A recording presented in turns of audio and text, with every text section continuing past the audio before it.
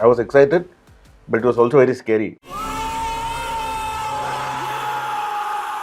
When we are shooting these scenes, everybody senses that, the energy and the positive vibes on set. We knew the amount of VFX that was going to be involved in this movie. The tiger which you see on screen now is probably the 15th or the 20th version. There are some shots which his performance is so perfect. Yeah. And there can't be anything good, and you're like, it's all okay. Then suddenly you see there's some light issue. But his energy has been constant, be it Ricky or Kantara now. His driving force is the energy. Hi Arvind, welcome to Hindu. Hi, Vivek, very nice to be here with you. Congrats on Kantara. Thank you so much. So you made such a huge movie, like shot over the span of 3 years. Of course, till the time Rishab released the behind the scenes video, until we saw the first looks of Rukmini and Gulshan, absolutely nothing from the movie was out, isn't it? Like on social media or television or whatever.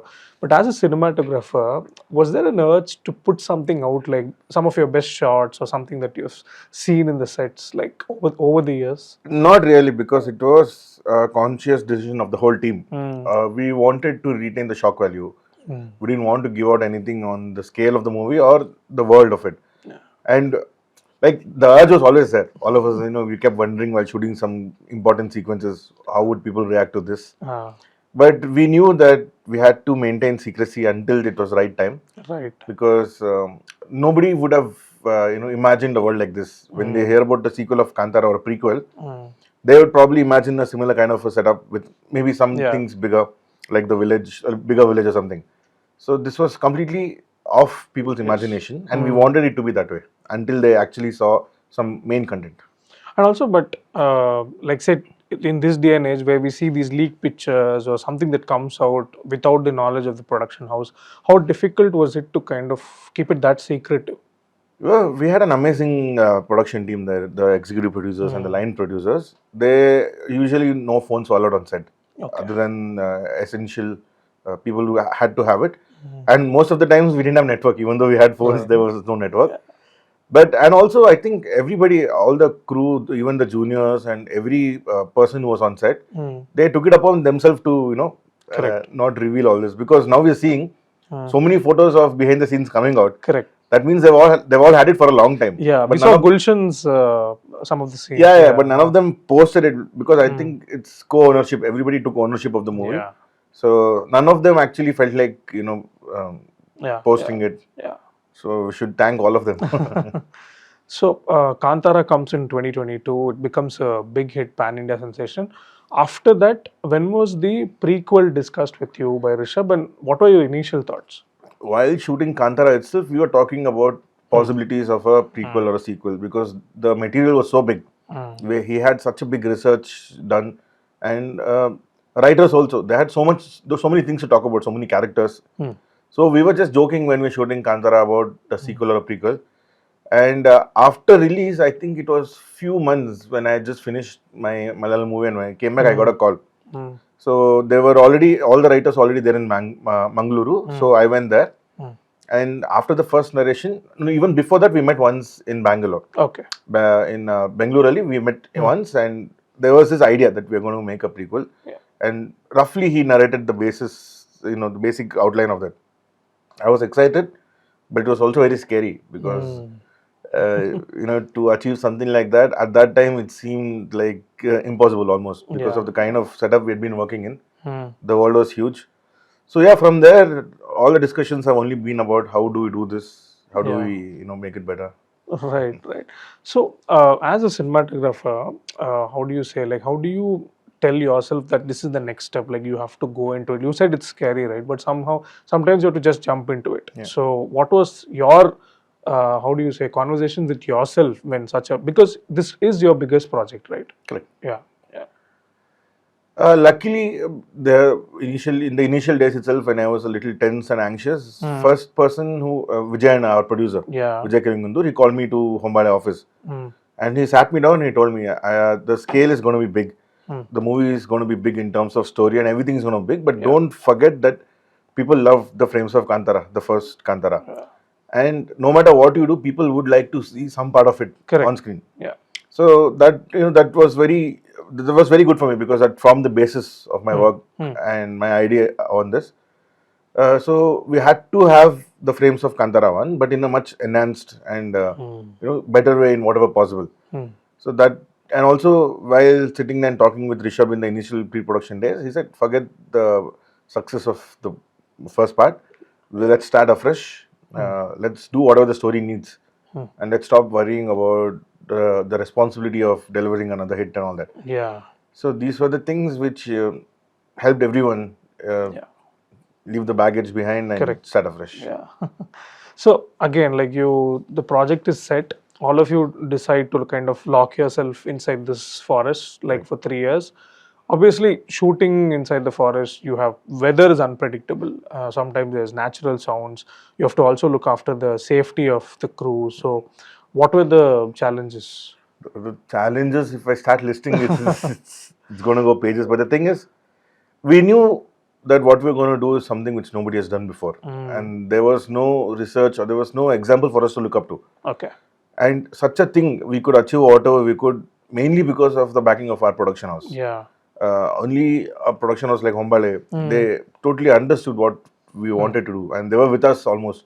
Every meeting, the producers would be with us in pre-production. Right. They would often, like every 2 weeks, they would fly down to Kundapura, meet us. Okay.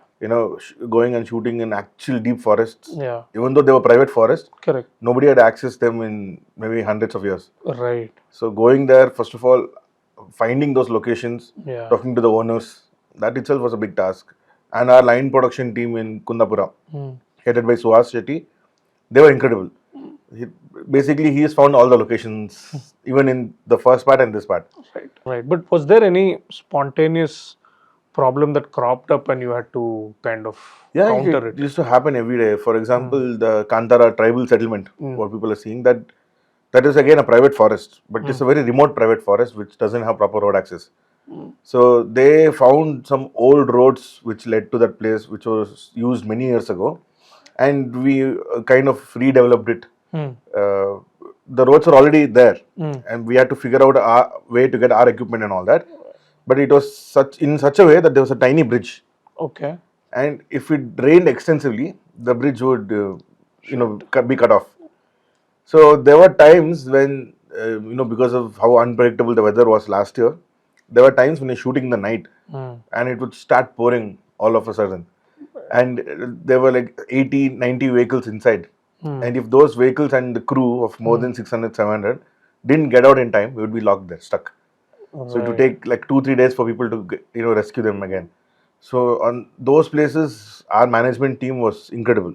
Like even after the first drizzle, they would immediately call for evacuation. They had people from the main gate till the location, which was about a few kilometers, continuously talking on walkie-talkies, because all of these places don't have network. So they were in constant communication, and within 10 minutes they would evacuate the entire crew. Nice. And there were few instances when all of us came out and it poured so badly that next 3 days nobody could get back in. Correct. So many things we had to leave behind and come. So these kind of challenges we faced everywhere, even when we were shooting the Kingdom portions. The weather would change so erratically. It would be bright and sunny in the morning. We'd go for lunch, and when we would come back, it would be raining. Right. So this accounted for most of our, the extensions and all that. Correct. The days of shoot as well. Yeah. So you spoke about some of the frames of Kantara kind of repeating here. That apart, so there is the kingdom, then there is of course the tribal community, and then there's the Kadapa community as well. So when you have to show them, can you talk about the color palette? Because the kingdom, of course, like it looks so rich, like almost like a painting, right? Like outside and inside, of course. So what was the color palette you went for these three? The idea behind the color palette was simple, that we wanted to show the contrast. Even though these guys are amidst nature, with abundance of everything, but it was all earthy. They didn't have any lavish kind of resources or any luxurious life. On the other hand, the kingdom had to be extremely luxurious, and They had abundance of materials and resources and wealth and everything else. So initial stages itself, we kept the color contrast. We went more towards reds in the kingdom portion, Yeah. and more browns in the tribal portion. And for all the forest portion, we try to keep as natural and earthy as possible, Okay. because we wanted people to feel like they're in the forest, Yeah. get the connection. But the palace again, it has all kinds of colors, but it's all muted. Even though there's so many colors, nothing pops so much other than red. Correct. And that was a conscious decision, and we kept changing the color throughout the movie depending on the story flow. We didn't stick to one fixed palette. There were times when we had more blues. There were times when there were blacks. We kept shifting the color depending on the story flow. Right. So the action sequences were some of my favorites. So when you talk about the first action sequence, when Rishab's entry is there, what happens usually is when the action is fast paced, either the camera is shaky or how do you say, like, it's not very visible what's going on. And add to it, this is inside the forest. But here it's quite clear, right? Like, obviously the camera work has this handheld energy, like you're moving from one portion to the another type of a thing, but you're also seeing things properly. So can you talk about that scene? Interesting you talk about this, because that is the only sequence in the movie where we use a different camera other than the main camera. Okay. Why is that? Because we wanted a camera which had a global shutter. There's something called a global shutter, and so in a global shutter camera, no matter how much you shake and how much you move the camera, the image is still clear. You don't have artifacts, like there's something called motion blur, or other kind of blur and other artifacts which happens with a non-global shutter sensor. So that is the only portion where that entire forest fight is almost a single shot. Right. There's only one cut in between. Correct. And that was handled, and the camera kept moving very swiftly. It was following the action. It was choreographed in that way. So for that, with that much of camera movement, we didn't want any blur or artifacts. That's why only for that portion we went with a global shutter sensor. And it shows, like, it's very clear. I'm glad you see it. And the second sequence, the action sequence, see, the thing is, it's very character driven. Like, we see Rishabh as somebody who's very goofy but also very brave. Like, he wants to just explore as much as possible inside the kingdom. But suddenly the chariot thing breaks off, and the action sequence follows that. But you have to, so there are three things, right? You have to show him, obviously, because he's having a lot of fun doing these things. But you have to also show a lot of people because they are trying to stop this chariot. And then suddenly you have to show how do you say, like, how dangerous and big this is. So suddenly you show from far, like there's a top shot where you show the chariot rolling down. So what were the challenges to pull this one off? This was one of the fight which was planned to have been shot at the earlier stages, like initial part of the movie, but it went on. We shot only a year after the original plan, because every time we tried to do it, there was something missing in terms of planning or logistics. What was the difficulty? Like, the difficulty, there were many. First of all, the road was narrow, like you've seen it, and the chariot was heavy. It was a real chariot. The chariot was extremely heavy, and to have it moving and looking after the safety of, because it was crowded. We wanted it to be jam packed with people and animals and all that. So if it had to be safe for those people, and if the chariot had to stop whenever we wanted it to stop, we had to have the chariot in control. Correct. When you know that you can control the chariot, that's the first step. Yes. So, but we took almost more than 8 months to even figure out how to control the chariot, because almost it's 1 ton of metal. Correct. And the topography also, it was a steep slope. Correct. And if at any one point of time, if the chariot went out of control, there was no way to stop it. It would just go down the hill. And also we had to have the main artists and the hero on chariot. So the safety had to be even more, because we actually have people on chariot. If it was the chariot alone, if something happened, we could just ask everyone to clear and let the chariot go. But we had to have people on chariot. Correct. And they had to be performing. They're coming on chariot, off chariot. Correct. So it's not just fight. It's just not fight, and there's a story which is flowing also. The chariot people keep coming and going off the chariot. So this was something which we took a lot of time to crack. Luckily, we got a very energetic and fun fight master. Arjun Raj is the master who composed this. He was the one who, most of the time without thinking, he just went ahead. It's like let's do it first and then see how it happens. So his what would I say? His fearlessness Yeah. and his bravery is how we achieved this. Yeah. There was almost a time when we thought this is impossible to do, and there was a time we'd almost given up. But then we knew how important it was. So Yeah. And from your end, what was the guidance given that you gave to your team, like so that it comes off? and usually all of us plan all fights together. We take keen interest in fights from the writing stage. Right. The writers, director, me, my team, all of us, and the fight master, we sit together. Even before the fight master comes to set, we have an outline of the entire fight. So we have a blocks, we have sheets of papers, what happens, how is the flow, where it starts, where it ends, where is the camera going to be. We have a rough outline of all this. And my team knows because they know all this because they're part of rehearsals. We have extensive rehearsals. Right. And I keep discussing with them. And the biggest challenge during this fight was the unpredictable weather. Right. It was supposed to be bright and sunny. We started off bright and sunny, but as it progressed, it started becoming overcast. Then one fine day it started raining. So there was a lot of waiting and planning involved. We would just get like 10 minutes window to shoot a major sequence. Right. Like one major shot. We had 3-4 cameras in parallel. So the moment light opened, thousands of juniors would come to the positions, 10 minutes roll and get the shot locked. Right. So yeah, it was an adventure. Like the on-screen adventure, there was an off-screen adventure. But roughly how many days would this would have been shot for? Like I would say probably around. I don't know exactly because we don't shoot sequences exclusively. While we are doing this, if it starts raining, we shoot something else. We shift to something else. I would say about maybe 2 weeks. 2 weeks. Yeah. So when you show actors now, like say, let's take the lead actors, right?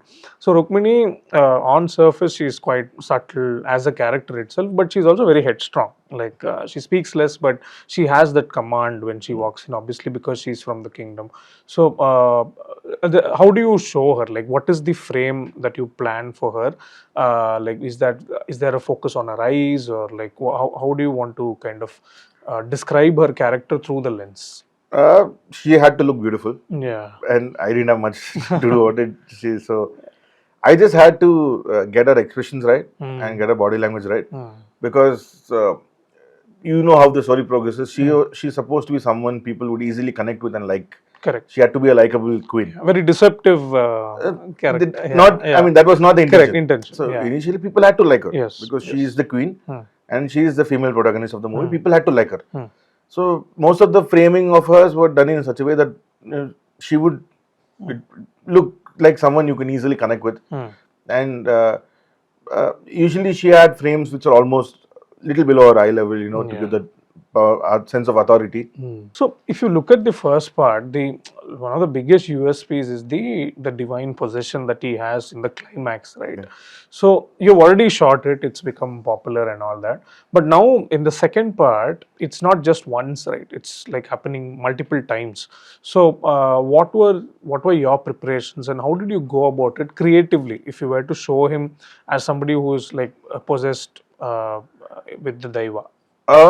Those diverse scenes are some of the scenes which we take very seriously while shooting. So it's we don't shoot this like any other scene, and you can feel the energy on set. You can feel like when we are shooting these scenes, everybody senses that the energy and the positive vibes on set, and we try to keep the number of takes to as less as possible.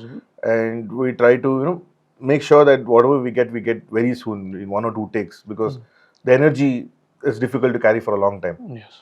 And during these times, it's very easy to get overwhelmed because you're seeing firsthand in the viewfinder what people are seeing on the screen, and you get those feelings like whatever people are feeling, you kind of feel it, and it's very easy to get carried away and leave everything. And there are like people say we felt like folding hands.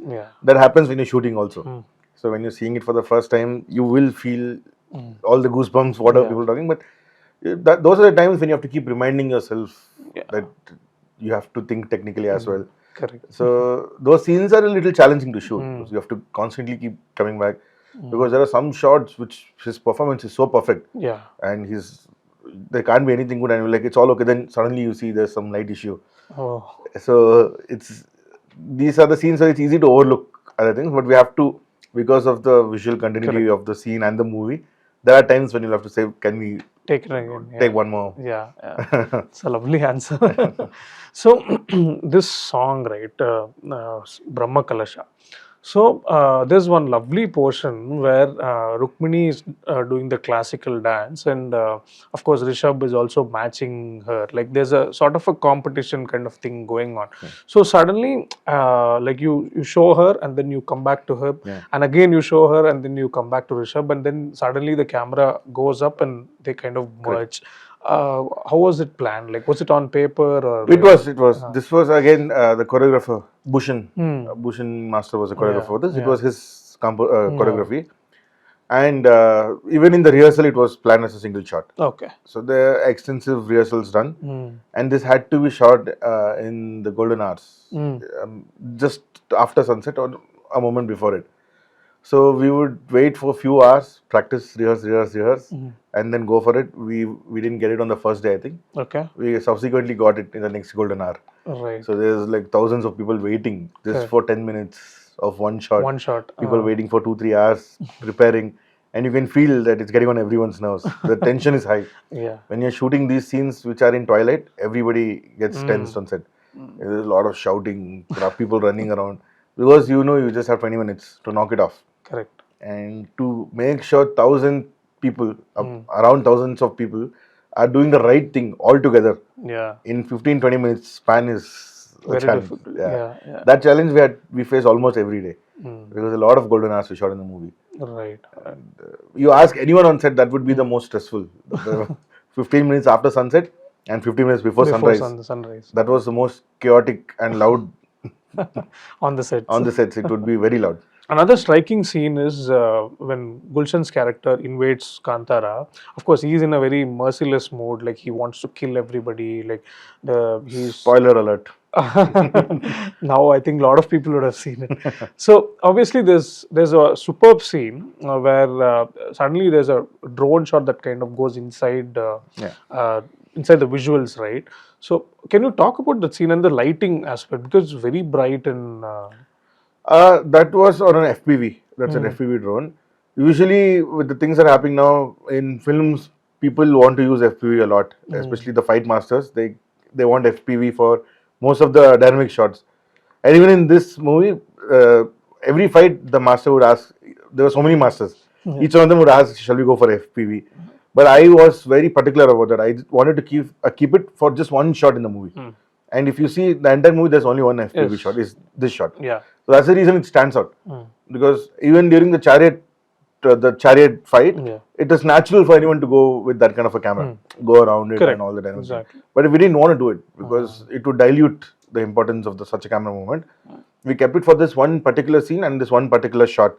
And this was extensively choreographed. I think there are more than 400, 500 people, 100 fighters in frame, juniors, and all of them had to time it particularly because the drone came from almost half a kilometer away.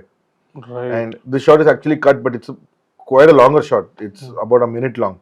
Right. So the drone comes from somewhere. It comes from below there's a waterfall. Okay. It comes from below the waterfall, goes above the bridge, goes around everywhere, and nobody can see because it's so dark. Yeah. They won't know where it's coming, so they had to keep fighting. Correct. And they had to keep performing until it passes, until we shout cut on the mic. So almost 30-45 seconds, people gave it their best. And all the things you see, most of it is live. So most of it is, there's very little CG enhancement. Yeah. And what about the lighting you went for? So there in this whole forest, we had figured out one thing is we can't light it conventionally like how we would, like say previous Kantara. Most of the forests were accessible by road. Yeah. Here, all the forests were remote. So there was no way we could get a huge 100-feet crane. We can't get a balloon light to light the nights. So what we did is we figured out a way to put mashans on trees. Okay. My gaffer Manu, he sat with the art team, and there were 60 feet, 70 feet tall trees. So few weeks prior to shoot, he would get carpenters. We built platforms across trees, like 360 degrees. And we put up lights on those. Right. And it's a funny story because climbing on this thing was one of the scariest for lightmen. So they would take turns, like who will go climb up. And once you go up, you can't come down whole night. Right. and it's very scary, middle of the forest in the night, 60 feet above ground, there's high wind, but the lighting crew was from MCS. Those guys were the greatest of all time, I would say. And nobody can work in forest like they do. Now they're accustomed to forest. The team which we had, because they've done two Correct. Kantaras, Back to back. yeah, any forest you take them, they light up. And the effort shows like really on the screen. Yeah. So you spoke about the war sequence. So one thing is obviously there are soldiers, explosions are going on, there are archers, but the larger flow of the story shouldn't get lost, right? Like how do you say, the central character is trying to get somewhere. You have to show that, but at the same time, of course, there are killings going on. So no matter what happens, we are able to see these things clearly, isn't it? So how did you pull that off? Again, we had a very good fight master with us, Juji, Okay. who was the fight master for this. And the idea was, again, Is he from? yeah, he's a foreign fight master. Okay, He's from Bulgaria. So Bulgaria, whatever you call. So yeah. the idea was simple. That again, we didn't want it to look like a typical war movie, where things are happening independent of each other. Because in usual war, things happen parallelly. Like two people hitting, they hit together. They don't wait for one person to finish and pass to the other guy. Yeah. So if you see, there's a lot of parallel action happening. When we are following the main character, there are people in the background, which are also, core people of the gang fighting. So you hit or miss, you see it. If you see it, you see it. We didn't specifically have a separate shot for them. Okay. Wait for this to get over, then move on to that. Okay. So we planned it in such a way that the entire fight is happening real time. It had to feel like it's happening real time. And we didn't want to make it too gory because it was something which was not part of the narrative. The idea was he's progressing, like you said. Yeah. We didn't show a lot of bloodshed, but we made sure that it looks realistic and camera is following whoever we want to follow. Yeah. So this thing about how do you say, like this movie Kantara has been spoken about for its VFX or CGI. So that is one side, and there is cinematography on the other side. So how do you ensure that both are in sync? Like say, for example, the tiger scenes, right? So how did you ensure that it's in sync? We knew the amount of VFX that was going to be involved in this movie, and the director and I, as someone, we make sure that VFX doesn't look like VFX, and whatever was possible to get on camera, we would get on camera, and we would not rely on VFX. We use VFX only for those things which we couldn't create no matter what. Like even a single, like a arrow coming and hitting, if it's possible to do it on set, we would do it on set. Okay. But there are things like the tiger which you can't obviously create. So for those things, we went with VFX, and we were part of VFX discussions from the beginning. Even before our VFX supervisor, who was great, his name is Sanjit. Even before he came on board, we had a list of all the things that is going to be VFX. Our direction department also worked extensively on the VFX shots. We divided them according to schedules. We put priority on VFX scenes first, and we would have daily feedback. We would spend almost an hour every day to check the VFX shots and give feedback. But the director and I, we would give them feedback on a daily basis. The tiger which you see on screen now is probably the 15th or the 20th version. Right. So it's all based on feedback. All of us would watch it on a big TV until maybe the right leg needs to be a little more higher, the back needs to move a little, and things like that. Almost all the tiger shots are at least 10th or 15th version. Right. And even the Loris and everything else, 10 versions easily. We have crossed 10 versions in almost all shots. Lovely. So you kept mentioning director and I. What is this camaraderie like? Like he had come for a press conference in Bangalore, and he called you his brother. He said that he's like my, like, of course, obviously like a pillar of sorts. So you both go a long way back, right? Since Lucia, that is. Right. So how has the journey been? And like, is it like now you just have to say eye contact and you understand what he wants? Yeah, it's almost like it's like a family affairs kind of sort. And not only to the two of us, we have two writers as well. Guru, Shanil Gautam and Anirudh Mahesh, and Pragati Shetty, who's our costume stylist. All of us are like we call ourselves a syndicate.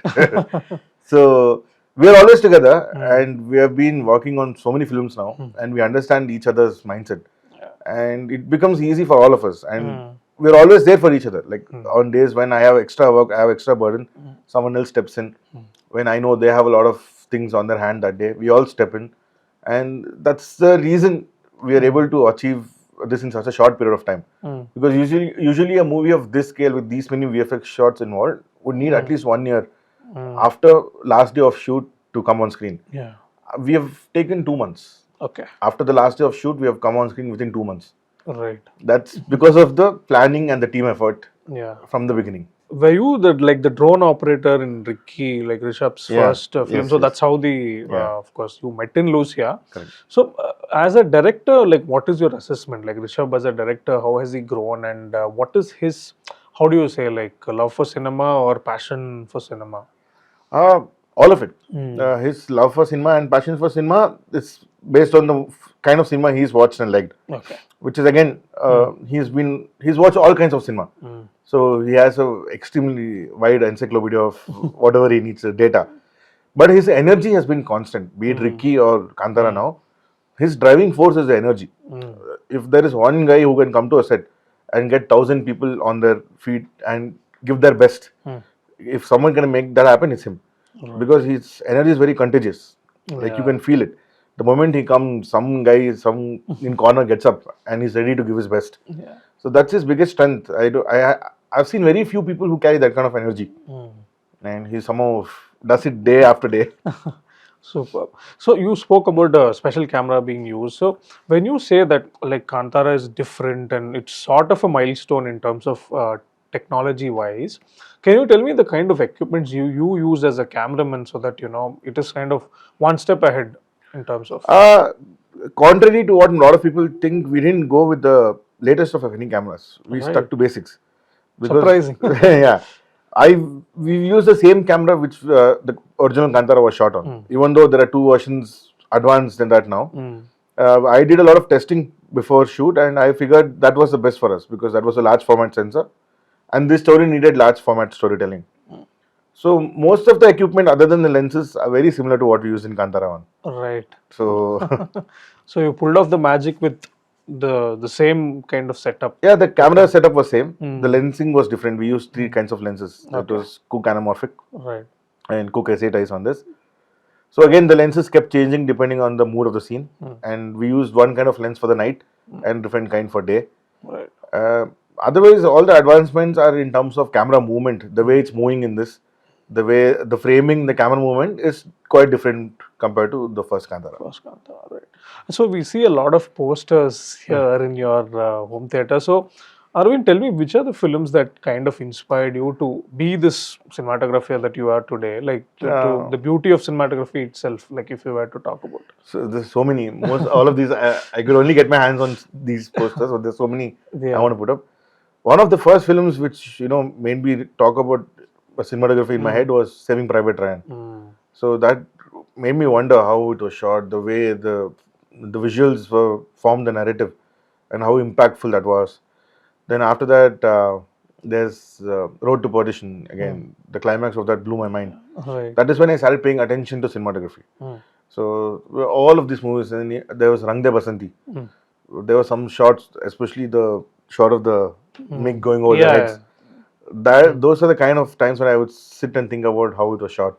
So all these movies had a huge Lovely.